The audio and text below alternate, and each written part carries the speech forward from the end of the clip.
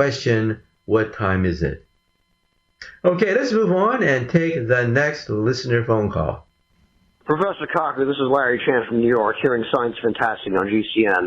Is it possible to create optical illusions that do not require vision? For example, is there such thing as an olfactory illusion? That is an illusion that fools or puzzles the sense of smell. Or is it possible to create a tactile optical illusion, a puzzle that fools the sense of touch? Or about gustatory optical illusions that play tricks on the sense of taste? Well, the short answer is yes. We tend to think that our senses are accurate, that we can tell what things are by looking at them or smelling them. But we found out recently that it's possible to fool the brain much easier than we previously thought. Now, people have known this since time immemorial when they build ghost rides in amusement parks. In amusement parks, they sometimes have a ride where you go down a trolley and ghosts and demons jump out at you.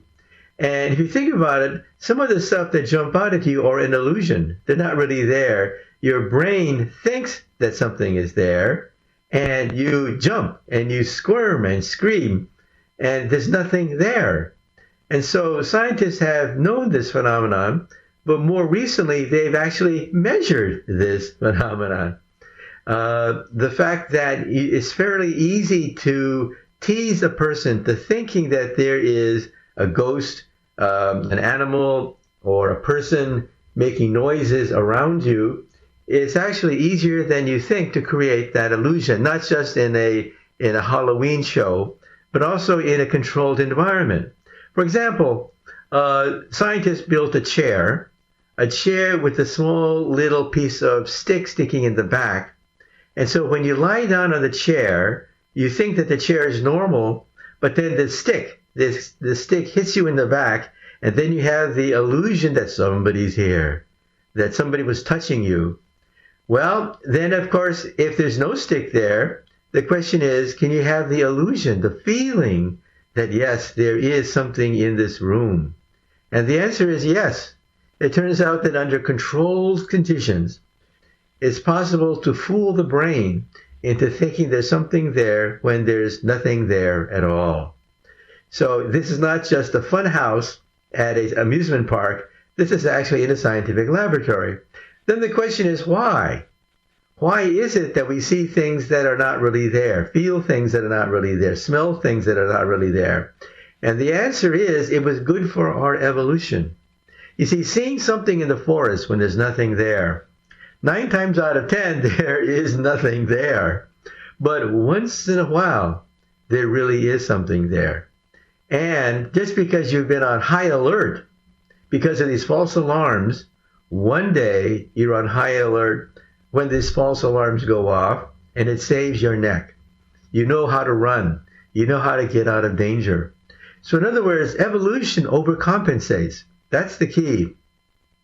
Our ancestors were, in some sense, timid apes, because the apes that were not timid did get eaten up, because once in a while there was a tiger there. So the monkeys that ran at the sound of a tiger survived, even though there was no tiger there. And the monkeys that said, ha, ha, ha, every time I can jump into the forest, because every time there's nothing there, those monkeys got eaten up, okay? And so why is it, therefore, that it is fairly easy to create the illusion of a ghostly presence, of an animal, of some kind of threat? It's easier than you think. And that's probably the origin of the legend of ghosts and things like this.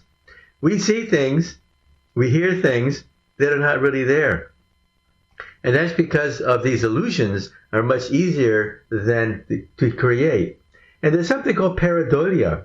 Pareidolia is a scientific term.